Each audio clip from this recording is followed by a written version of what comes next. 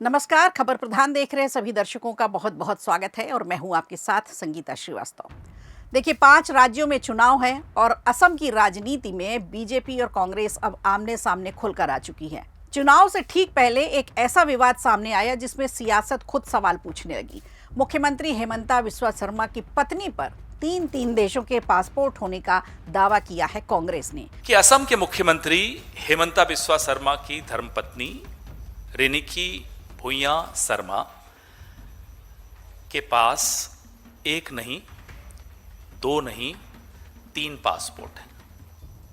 और इसके जवाब में मुख्यमंत्री हेमंता शर्मा ने भी पलटवार किया है। उन्होंने गोगोई की पत्नी पर पाकिस्तानी साजिश रचने का बड़ा आरोप लगाया है। तो आखिर सच क्या है और इस मामले में राजनीतिक माहौल आखिर क्यों गरमाया हुआ है? विवाद की शुरुआत उस प्रेस कॉन्फ्रेंस से हुई जिसमें कांग्रेस नेता पवन खेरा ने दावा कर दिया कि मुख्यमंत्री हेमंता शर्मा की पत्नी रिंकी भुइयां शर्मा के पास यूएई, एंटीगुआ और बारबुडा तीन देशों के पासपोर्ट हैं।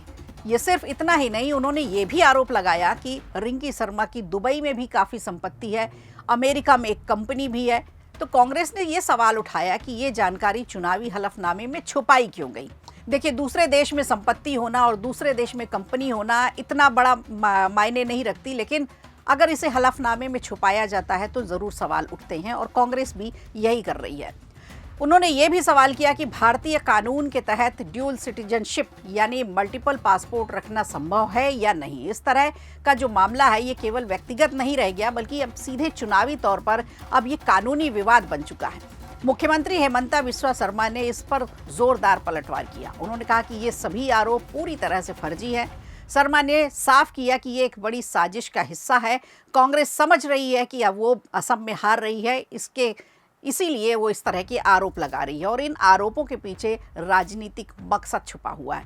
उन्होंने दावा किया कि प्रेस कॉन्फ्रेंस में दिखाए गए जो भी दस्तावेज थे, असल में वो एक पाकिस्तानी सोशल मीडिया ग्रुप से प्राप्त किए गए हैं, वहाँ से लिए गए हैं और उनके मुताबिक पासपोर्ट की तस्वीरों में एआई और फोटोशॉप का इस्तेमाल किया गया है। तो हेमंता शर्मा ने बिल्कुल सिरे से खारिज कर दी है इस बात को और उन्होंने ये भी कहा कि ये असली नहीं है। उन्होंने ये भी कहा कि कुछ दस्तावेजों को जांच में फर्जी पाया गया है और दुबई सरकार की वेबसाइट पर भी ये पुष्टि हो चुकी है। इनमें से कई दस्तावेज ऐसे हैं जो फर्जी हैं। अब मामला सिर्फ बयानबाजी तक सीमित नहीं रह गया। मुख्यमंत्री की पत्नी ने पवन खेरा के खिलाफ एफआईआर तक दर्ज करा दी है। अब आपको बताते हैं हेमंता शर्मा ने किस तरह की चेतावनी दी है। उन्होंने चेतावनी दी कि फर्जी दस्तावेजों के जरिए जनता को गुमराह करना भी एक गंभीर अपराध है। आईपीसी की धारा 420 और 468 के तहत ऐसा करने पर सख्त सजा हो सकती है और यहाँ तक कि उम्र कैद तक की सजा हो सकती है, जो कि संभव है। दूसरी ओर बात करें कांग्रेस की, तो उसने भी जो आरोप लगाए हैं वो अपने आरोपों पर पूरी तरह से कायम है। असम कांग्रेस अध्यक्ष गौरव गोगोई ने सोशल मीडिया पर तंज कसते हुए दुबई के गोल्डन वीजा का भी जिक्र किया, जिसमें उन्होंने संकेत दिया कि मामला अभी और आगे भी बढ़ सकता है। तो कांग्रेस ने चुनाव आयोग से जांच करने की मांग की संभावना भी जताई है।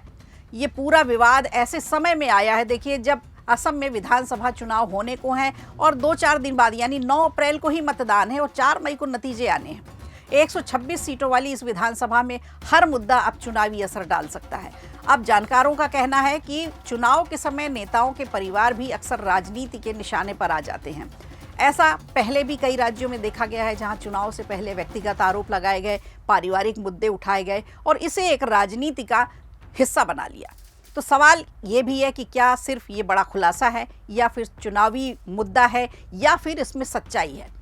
तो फिलहाल सच क्या है ये जांच के दायरे में है, अभी स्पष्ट होगा। लेकिन इतना तो तय है कि पासपोर्ट से शुरू हुआ ये विवाद अब असम की राजनीति में एक बड़ा मुद्दा बन चुका है और आने वाले हफ्तों में ये देखना दिलचस्प होगा कि ये विवाद कितना असर डालता है विधानसभा के नतीजों पर और कितनी सीटों पर असर डालता है। क्या हेमंता बिस्वा शर्मा के व्यक्तित्व में, उनके राजनीतिक करियर में और असम की सीटों पर इसका असर पड़ेगा या फिर एक ये चुनावी मुद्दा बनकर रह जाएगा?